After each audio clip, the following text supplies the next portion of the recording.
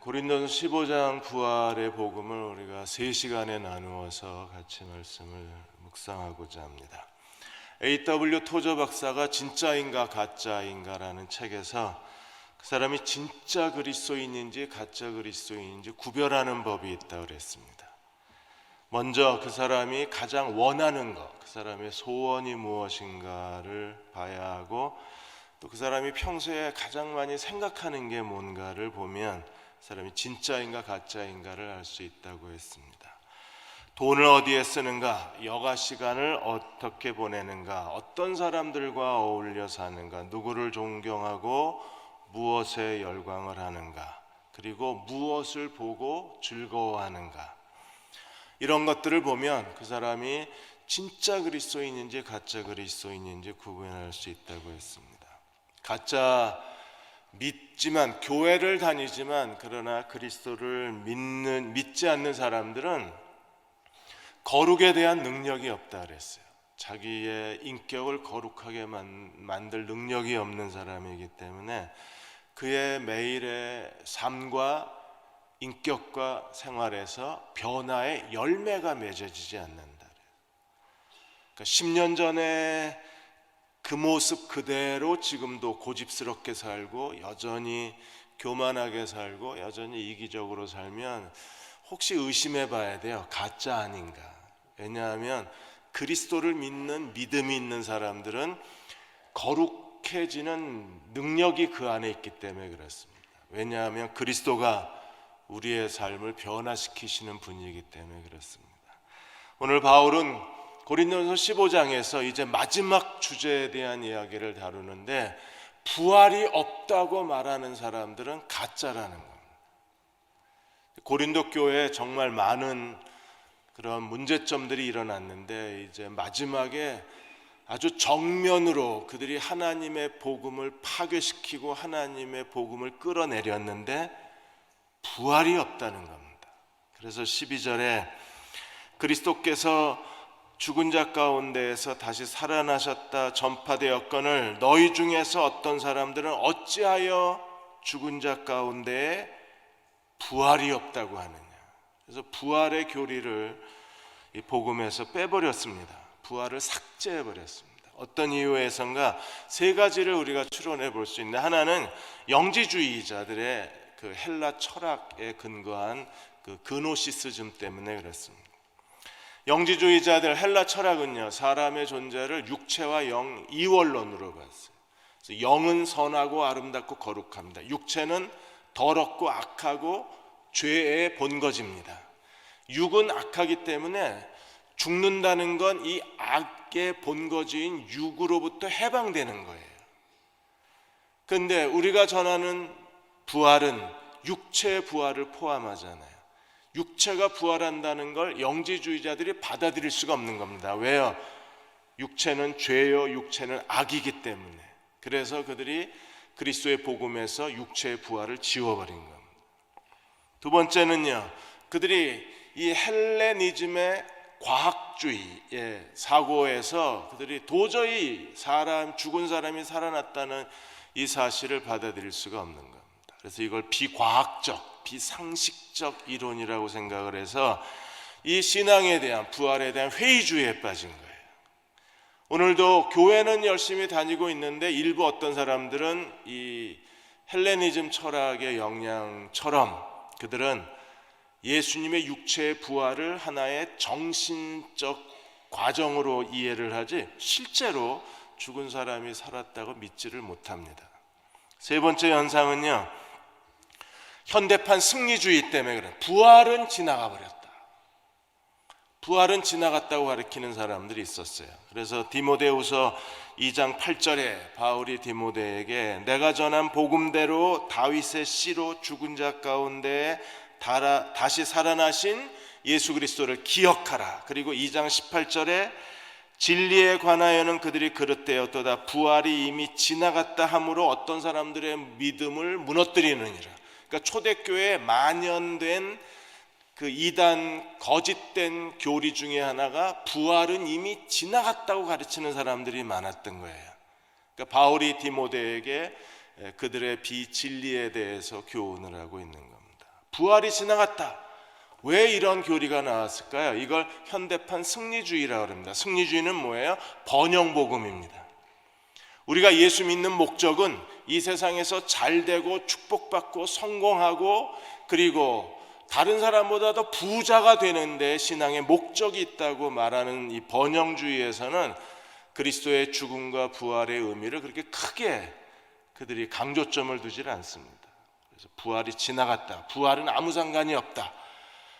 미래에 되어질 내세의 부활의 목적이 신앙이 아니라 그 너무나 먼 미래잖아요. 그리고 불확실한 거고 우리가 예수 그리스도를 믿는 목적은 여기서 염려 없이 살고 병 걸리지 않고 다 형통하고 하는 일이 다 잘 되고 부자가 되고 그리고 로또 당첨된 것처럼 하나님이 기적을 행하시 이런 편안한 삶을 추구하는 사람들, 그리스도와 함께 영적 전쟁을 치르면서 하나님 나라를 세우고 복음을 위해서 싸우면서 부활에 이르려고 하는 그런 그리스도를 따르는 삶이 아니라 그건 아무 상관이 없는 거예요. 그건 너희들이나 하고 나는 오늘 예수 믿고 잘 되고 싶다. 난 예수 믿고 부자가 되련다.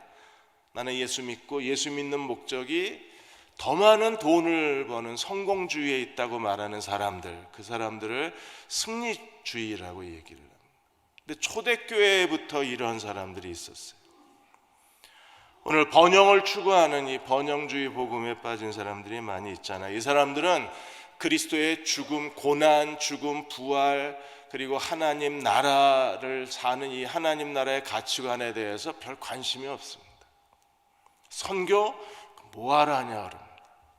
가난한 사람들 도와주는 거 교회가 그걸 왜 하고 앉았느냐 그럽니다.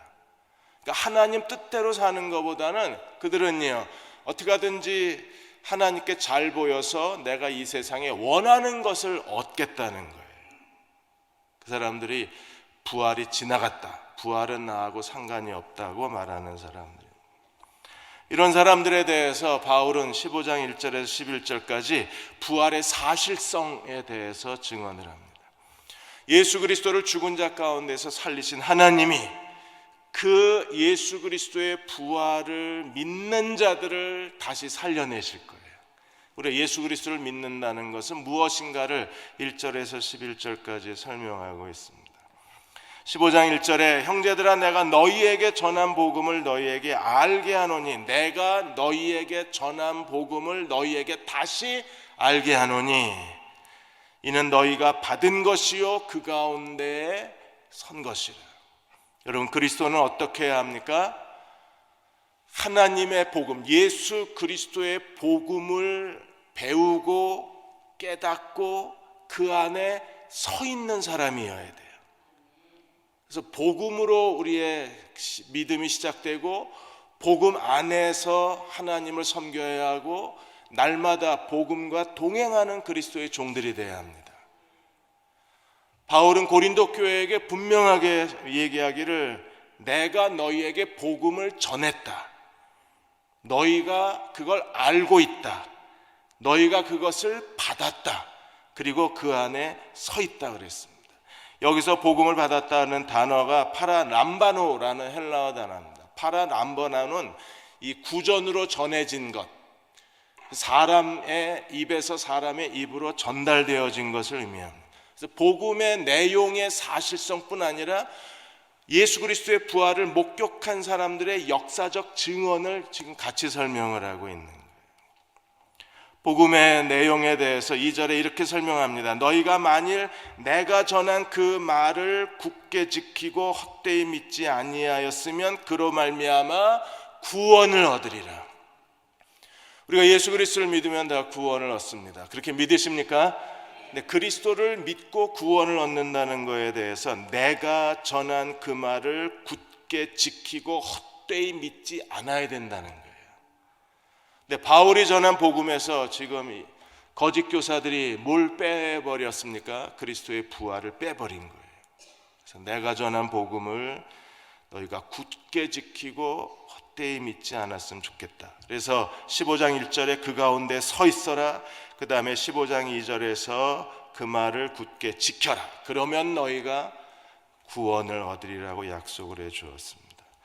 신학자 모리스는 말하기를 그리스도를 진정으로 믿는다는 것이 무엇인가? 바울이 전한 복음을 제대로 알고 제대로 깨닫고 그 복음의 진리 가운데 사는 것, 이게 자기 영혼을 구원하는 믿음이라 그랬어요. 바울이 전한 복음이 무엇일까요? 3절과 4절이 바울이 전한 복음의 내용입니다. 3절 4절을 같이 다시 한번 읽겠습니다. 내가 받은 것을 먼저 너희에게 전하였노니 이는 성경대로 그리스도께서 우리 죄를 위하여 죽으시고 장사 지낸 바 되셨다가 성경대로 사흘 만에 다시 살아나사. 복음의 가장 중요한 두 가지 내용이 뭐예요? 죽음과 부활입니다. 죽음은 무엇을 위한 겁니까? 우리 죄를 위하여.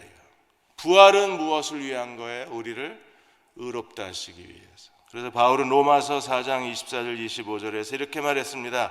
의로 여기심을 받을 우리도 위함이니 곧 예수 우리 주를 죽은 자 가운데에서 살리신 이를 믿는 자니라. 예수는 우리의 범죄한 것 때문에 내어줌이 되고 죽음입니다. 우리를 의롭다 하시기 위하여 다시 살아나셨느니라. 그래서 복음의 가장 중심적인 두 가지 내용은 예수님의 죽음을 아는 것이고 예수님의 부활을 아는 거예요. 이 두 개의 균형, 죽음과 부활의 교리를 알아야, 그래야 우리가 예수 그리스도를 믿는 믿음을, 자신의 영혼을 구원할 수 있는 믿음을 가진 자라고 말할 수 있습니다. 이것을 굳게 지켜라. 그리고 이 안에서 살라는 겁니다. 죽음과 부활의 교리 안에서. 그리고 5절에서 7절까지는 부활의 목격자들, 구전으로 전해온 부활의 목격자들에 대한 설명을 하고 있습니다. 어떤 사람들이 부활의 목격자인가요? 5절에 보시면 베드로에게 보이시고 그 후에 12제자와 500여 형제에게 일시에 보이시고, 그 중에 어떤 사람은 다 살아있고 어떤 사람은 죽었고, 그 다음에 7절에 야고보에게 보이시고, 그 다음에 모든 사도와 만삭되지 못해 태어난 내게도 보이셨느니라. 부활하신 그리스도를 자기의 두 눈으로 목격한 사람들이 실제하고 있는 거예요. 더러는 죽었지만 더러는 살아있는 겁니다. 신학자 G. 레드는 이렇게 말했습니다. 500여 형제에게 일시에 보이셨다. 그런 일은 없었습니다. 우리가 사복음서에 예수님이 그 부활을 증거하시면서 40일 동안 부활을 증거하시고 만난 사람들의 총수가 500여 명이라는 뜻입니다. 그런데 G. 레드는 왜 바울이 500여 명에게 일시에 보이셨다고 얘기하는가? 그만큼 예수님의 부활은 거짓이 아니라 진실이라는 걸 강조하고 있는 거예요. 그리고 오늘 우리도 부활하신 예수님을 인격적으로 만난 사람이어야 합니다. 우리는 두 눈으로 보는 게 아니라 우리는 어떻게 보나요? 하나님 말씀을 통해서 복음이 전파되어졌을 때 성령의 계시를 통하여 우리는 십자가에 죽으시고 부활하신 그리스도를 마음으로 깨닫고 마음으로 믿어 의에 이르게 되는 거예요. 그래서 성령의 가르치심을 통해서 우리는 예수께서 우리의 죄를 위하여 십자가에 죽으시고 사흘 만에 부활하신 하나님의 아들이심을 믿는 겁니다. 이 믿음이 구원에 이르는 믿음이요, 이 믿음이 복음에 합당한 믿음이 되는 거예요. 바울은 하나님이 이 하나님의 은혜로 자기를 어떻게 만드셨는가를 8절에서 11절까지 설명을 하는 겁니다. 부활하신 예수님이 바울을 만났을 때 바울은 어떤 사람이었나요? 8절에 맨 나중에 만삭되지 못하여 난 자 같은 내게도 보이셨느니라. 여러분, 부활하신 그리스도를 만난 사람들은요, 자기의 죄가 용서받았다는 사실을 깨닫고 부활하신 예수 그리스도를 인격적으로 만난 사람은 변화될 수밖에 없어요.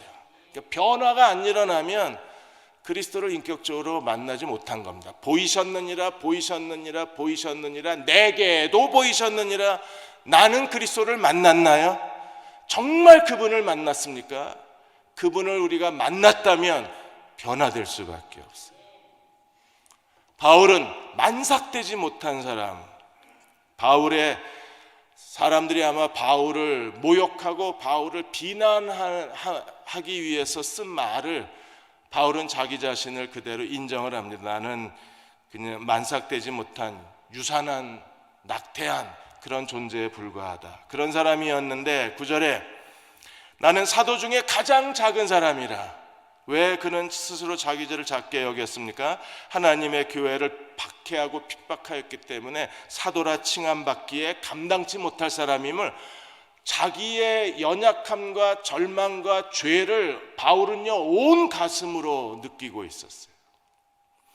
그리스도의 십자가 앞에 선 사람들은 자기가 얼마나 보잘것없고 얼마나 쓸모없고 얼마나 더럽고 추한 인간인가를 온몸으로 깨닫습니다. 그게 주님의 십자가의 은혜잖아요.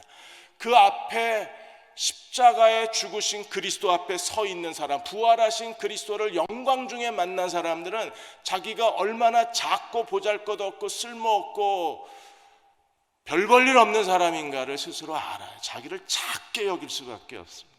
바울이 지금 자기가 얼마나 형편없는 사람인가, 그는 무엇보다도 자기의 과거에 큰 죄가 있잖아요. 하나님의 교회를 다 박해하고 예수 믿는 사람들을 다 감옥에 가두고 심지어 예수 믿는 사람들을 죽이기까지 했으니까 그 자기의 더러운 죄가 자기 눈앞에 펼쳐지는 거예요. 이게 예수님을 만난 사람들의 은혜잖아요. 자기가 어떤 사람인가를 내가 거울 보듯이 나 자신을 보게 되는 거예요.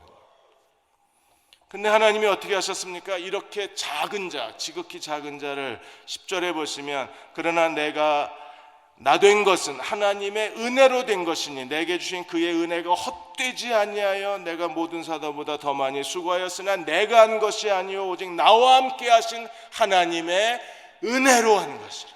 하나님의 은혜가 도저히 사도가 될 수 없는 바울을 사도로 세우시고, 그리고 그 하나님의 은혜가 다른 사도들보다 더 많이 수고하게 만들어준 거예요. 맨 마지막에 그리스도를 만난 바울이 먼저 만난 사도들보다 더 많이 수고할 수 있었던 것은 내가 아니요 하나님의 은혜라고 고백합니다. 예수님이 12사도를 만나신 그 방식하고 이 바울을 만난 방식이 다르잖아요.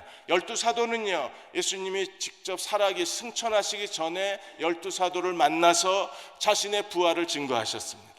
근데 바울은 너무 늦게 사도로 부르심을 받은 거예요. 그래서 다메섹 언덕에서 빛 가운데에 부활하신 그리스도를 인격적으로 만납니다. 전혀 다른 방법으로 하나님은 바울을 세우시고 바울에게 사도로서의 자격과 사도로서의 정체성을 갖게 하시고 하나님의 은혜로 그를 만드시고 그가 더 많이 수고하게 만들어 주신 거예요. 이게 하나님의 은혜입니다.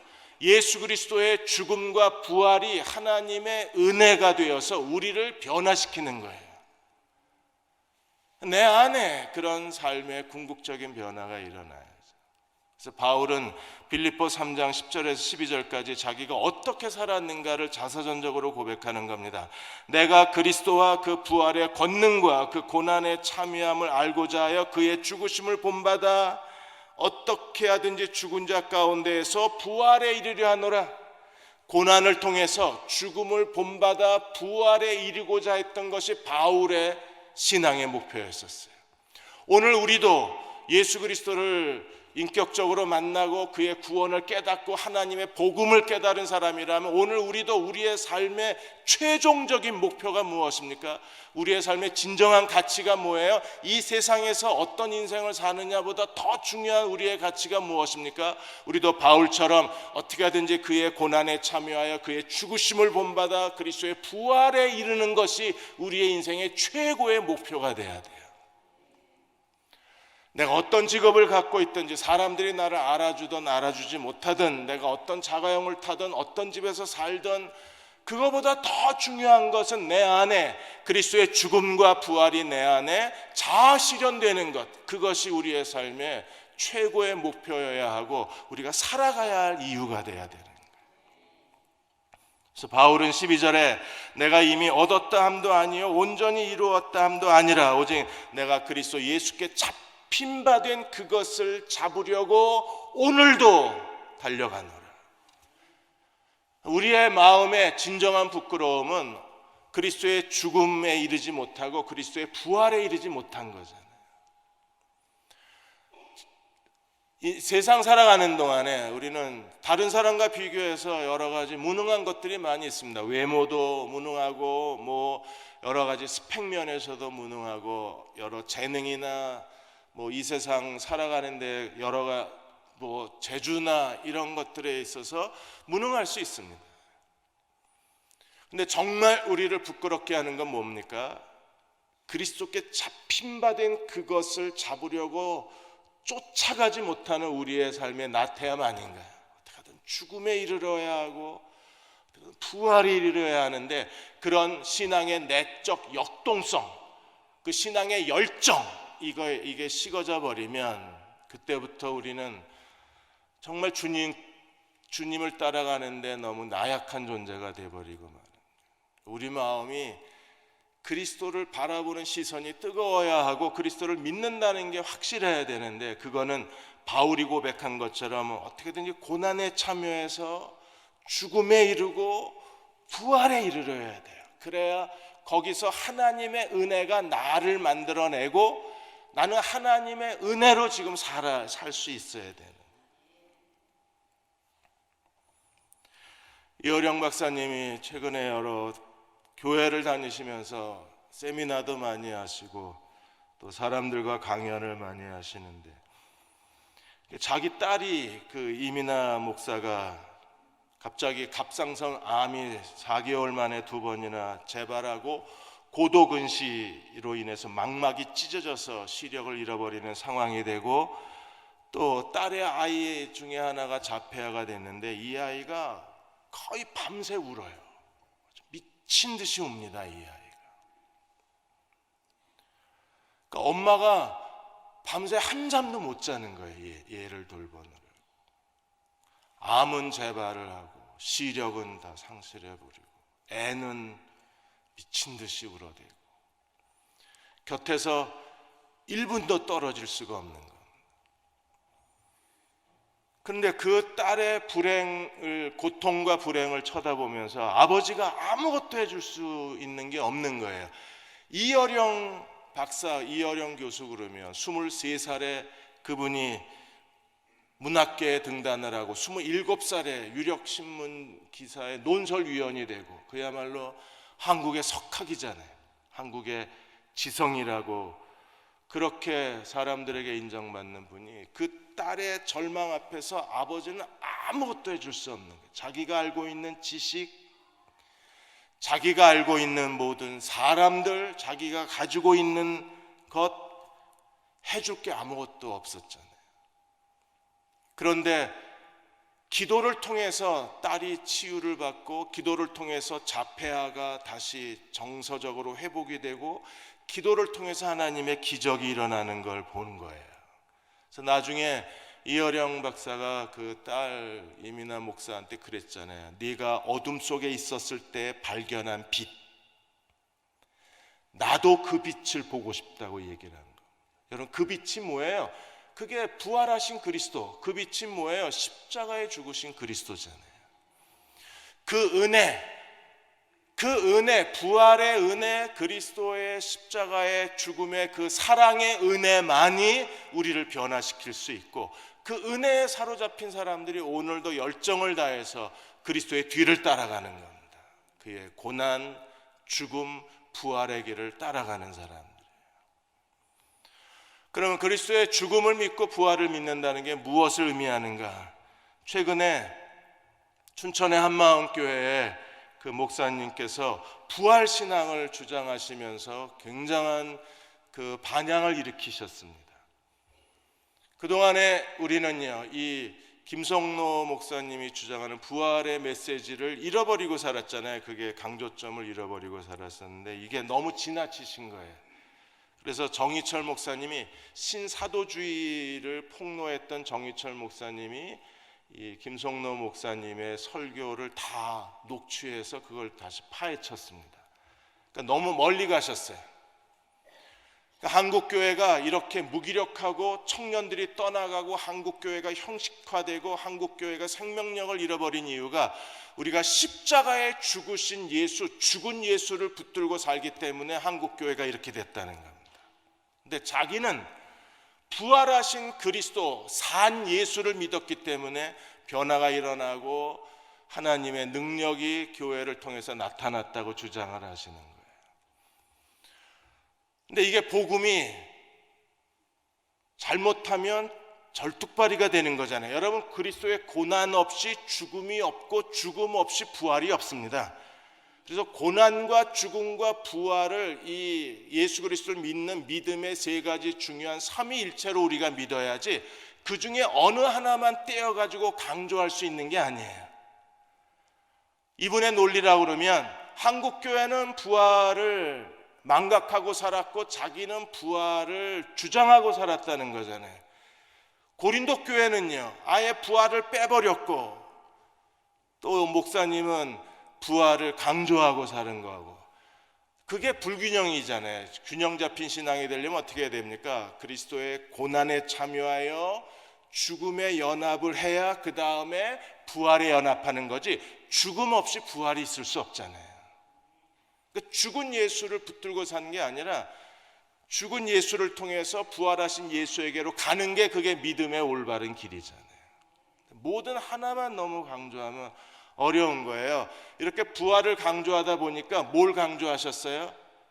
십자가의 죽은 예수를 믿지 말고 부활하신 예수를 믿어라 그러니까 예수님의 십자가의 죽음이 무의미해지잖아요. 그러니까 목사님이 아마 의도적인 건 아닌 것 같고 실수하셨던 것 같아요. 그걸 이제 목사님들이 놓치지 않고 이번에 그 포럼이 열린 겁니다.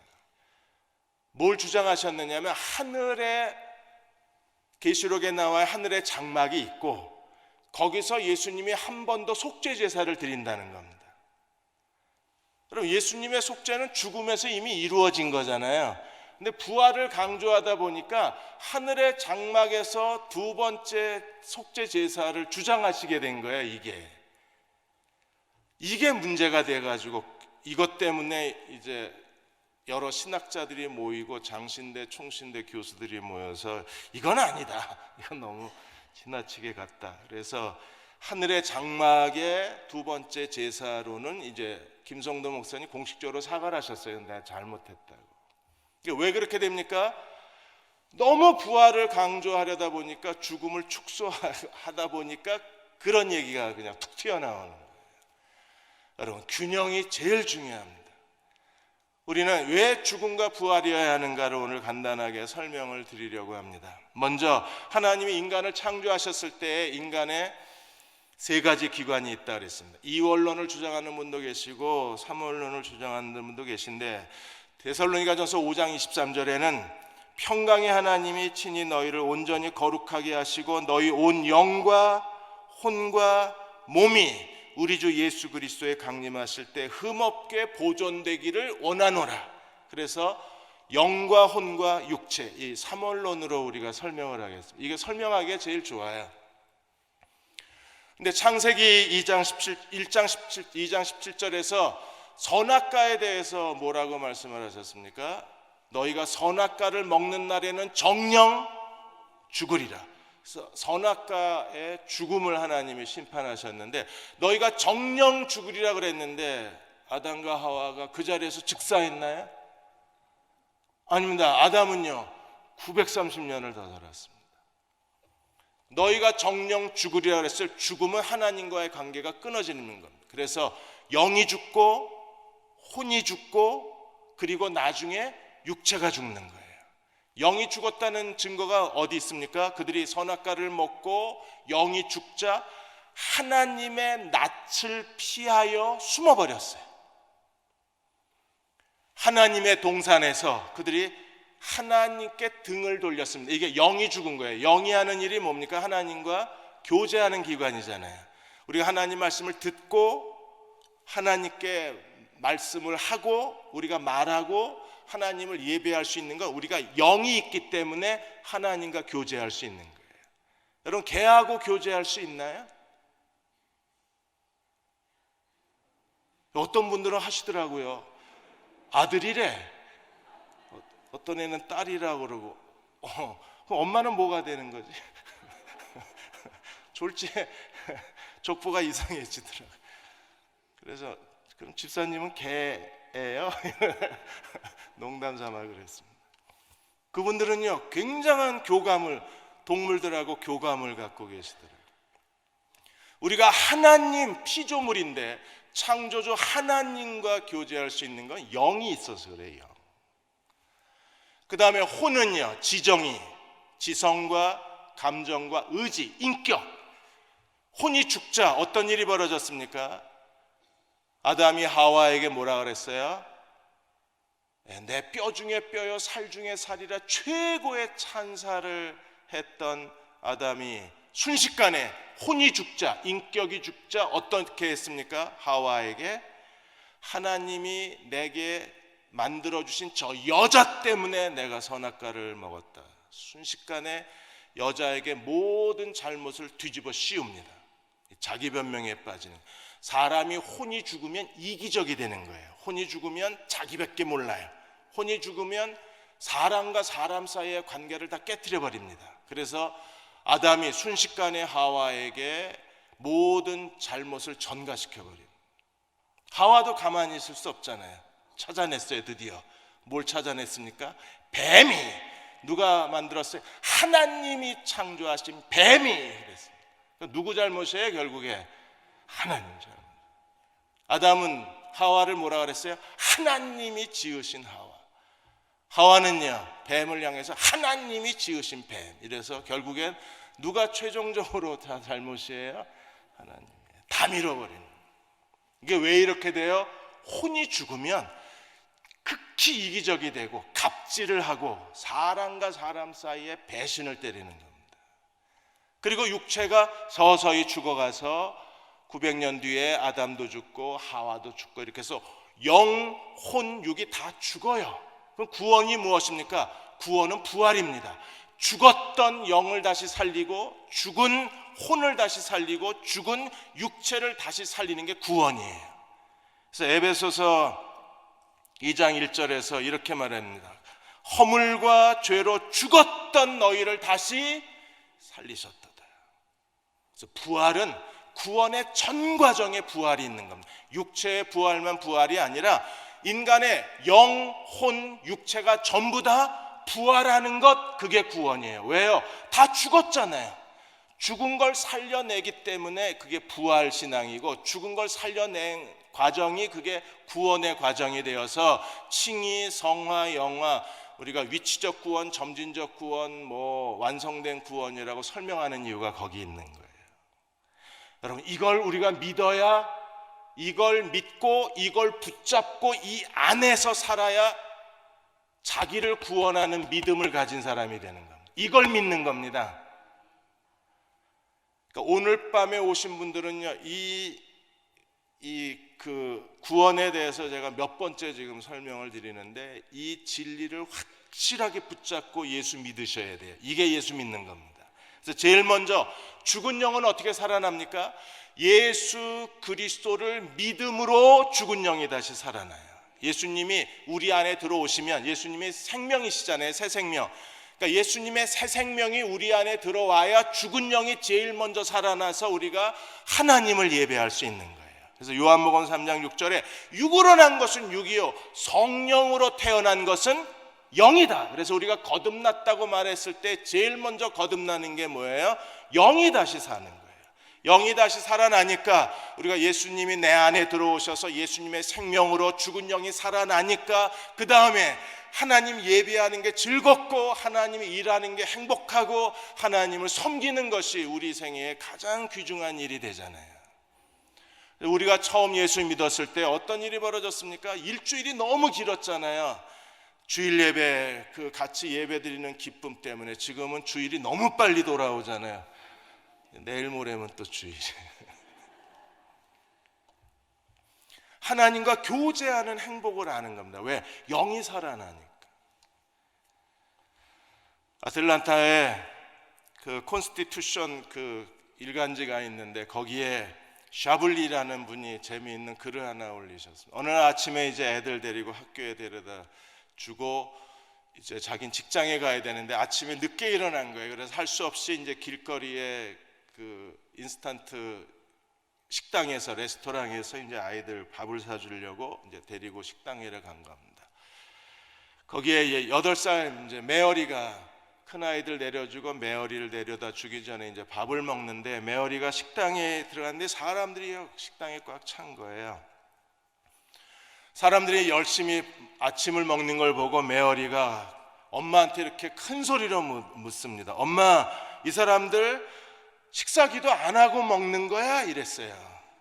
그러자 사람들이 다 쳐다보고 엄마는 당황했는데 종업원이 재치 있게 그 메어리한테 가서 이렇게 얘기했습니다. 우리 다 기도해야지. 당연히 기도하고 먹어야지. 메어리, 네가 기도해 줄래? 그랬더니 메어리가 거기서 한가운데 서가지고 그러면 제가 기도할게, 다 고개 숙이세요 이러더니 얘가 기도를 했습니다. 하나님은 위대하시고 하나님은 선하십니다. 오늘 우리에게 음식을 허락해 주신 하나님께 감사드립니다. 예수님의 이름으로 기도합니다. 이렇게 식당에 앉은 사람들이 다 아멘 했습니다. 이게 영이에요. 이게 영. 영이 살아있는 사람들은 하나님과 교제하는 게 하루의 가장 큰 기쁨이잖아요. 그 다음에 두 번째로 혼이 살아나야 돼. 죽은 혼은요, 나밖에 모르고 죄를 좋아 하나님보다 돈을 더 사랑하고 하나님보다 쾌락을 더 사랑하고 하나님보다 자기 자신을 더 사랑하는 사람들입니다. 이게 죽은 혼을 가진 사람들이에요. 죽은 자아, 인격, 지정의가 전부 이게 하나님보다 돈을 더 사랑하는 사람입니다. 이 죽은 혼은요, 어떻게 변화될 수 있어요? 이 죽은 혼이 부활해야 돼요. 살아나야 돼요. 어떻게 살아납니까?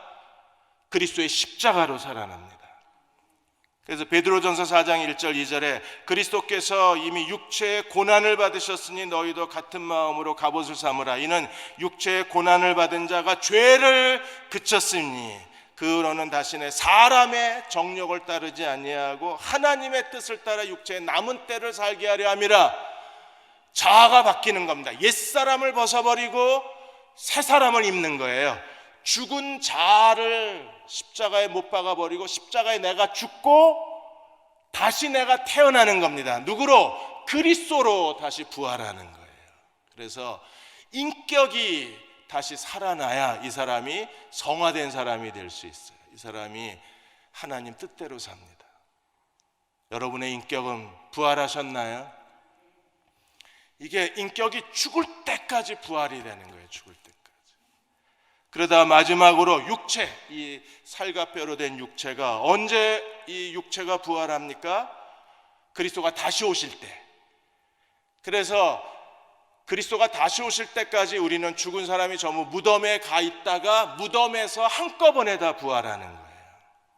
데살로니가전서 4장 16절 17절에 주께서 호령과 천사장의 소리와 하늘의 나팔 소리로 하늘로 친히 하늘로부터 강림하시리니 제일 먼저 그리스도 안에서 죽은 사람이 먼저 일어나고 순서가 있는 거예요. 먼저 죽은 사람들이 무덤에서 부활하는 겁니다. 어떻게 해요?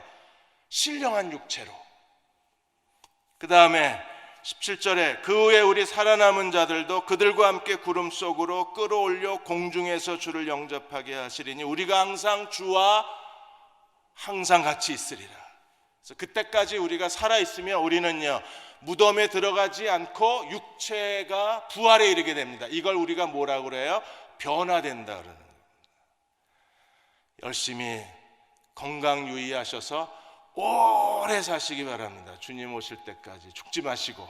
그러면요 무덤을 경험하지 않고 우리는 산채로 변화되어서 무덤에서 부활한 사람들이 일어나고 우리가 그때까지 살아있으면 우리도 신령한 육체로 변화가 돼서 그때 한번 보고 싶어요. 어떻게 변화가 되나. 변화가 돼서 우리가 공중에서 주님을 만나서 영원히 하나님 나라를 살게 되는 거예요. 부활은 육체의 부활만 의미하는 게 아니라 예수 그리스도를 다 믿으셨습니까? 거듭나셨습니까? 그럼 이미 부활이 시작이 된 거예요. 뭘로? 영원히 다시 산 겁니다. 날마다 그리스도의 십자가를 지고 주님을 따르고 계신가요? 고난이 있고 아픔이 있고 고통이 있습니다. 왜 우리에게 이런 고난의 십자가가 있나요? 우리의 자아의 부활을 위해서. 우리가 옛사람을 벗어버리고 새 사람을 입게 만들어 주시는 거예요.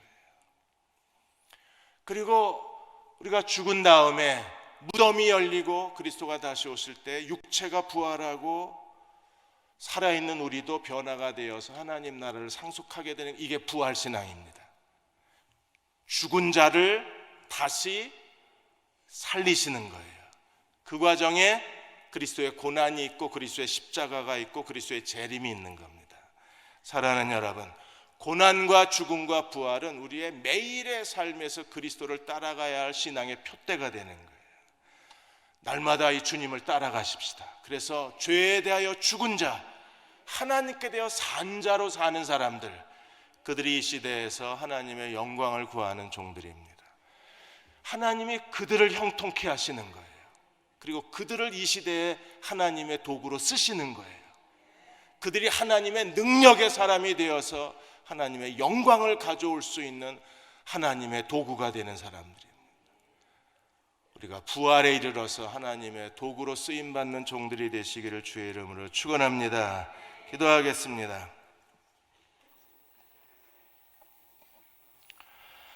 아버지 하나님, 복음의 올를 갖고 살게 하여 주옵소서. 죽음과 부활의 바른 교리를 알고 주님을 따르는 종들이 되게 해주시기 원합니다. 내가 전한 그 말을 굳게 지키고 헛되이 믿지 아니하였으면 그로 말미암아 구원을 얻으리라. 우리가 헛되이 믿지 않게 하여 주시고 바울이 전한 복음을 굳게 지키는 저희들 되게 하여 주셔서 날마다 죄에 대하여는 죽고 하나님께 대하여는 산 자로 살아가게 하여 주옵소서. 오늘 이 밤에 저희가 나라를 위하여 기도의 촛불을 켜고자 합니다. 대한민국 많은 교회들이 이 밤에 기도의 촛불을 켭니다. 하나님 들으시고 응답하여 주시고 긍휼을 베풀어 주시옵소서. 우리의 찬양과 기도를 들으실 주님께 예수의 이름으로 간절히 기도하옵나이다. 아멘.